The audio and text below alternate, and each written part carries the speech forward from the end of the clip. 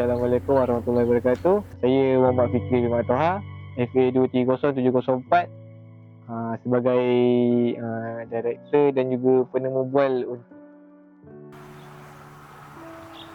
Laut yang Semakin Diam, menceritakan tentang pasal nelayan dekat JT Pernu, Umbai Melaka yang mengalami isu kawasan diwasakan sebagai taman laut, iaitu ada beberapa pulau yang dijadikan kawasan taman laut dan menyebabkan kawasan untuk mereka mencari ikan semakin berkurang lah.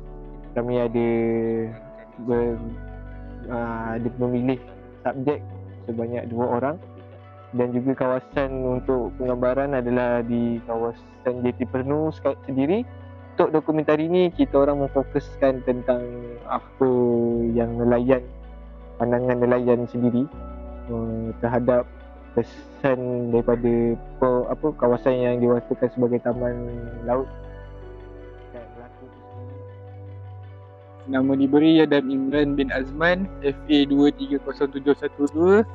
Saya sebagai Assistant Director dan juga Director Fotografi untuk dokumentari yang bertajuk Laut yang Semakin Diam. Sebab kita orang adalah tentang subjek kita orang sendiri yang susah sikit lah nak dapat maklumat daripada subjek kita orang. Dan Alhamdulillah medium ada bagi satu lagi solusi dengan memberi lagi satu nombor. Kedua, kita orang kurang daripada segi kru, tapi dapat diundang dengan kita meminta tolong daripada kru lain. Contohnya daripada tim Acap, kita ada Acap dengan Iqbal, dan kalau dari tim KIS, kita ada Farid. So tak lupa juga untuk salah satunya budak animasi yang tolong kita orang, Harid, terima kasih. Isu taman laut negara yang diwasakan ni memberi kesan pada nelayan tak banyak ditunjukkan dekat mana-mana lagi.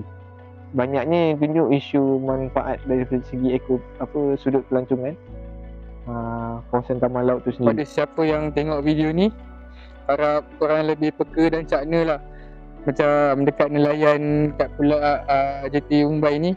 Tak semua orang tahu apa yang diorang kena. So jangan lupa saksikan dokumentari Laut yang Semakin Diam di Kolej Kemahiran Tinggi Marang Rembau pada 27 Mei 2025. Let's go, Swipe up.